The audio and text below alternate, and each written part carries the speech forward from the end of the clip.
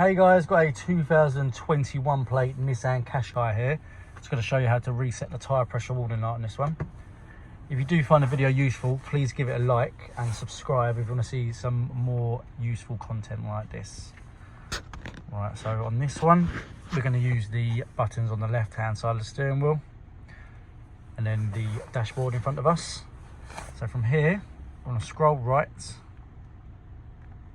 until we get to settings, then press OK. Scroll down until you get to tyre pressures, press OK. Scroll down to calibrate, OK.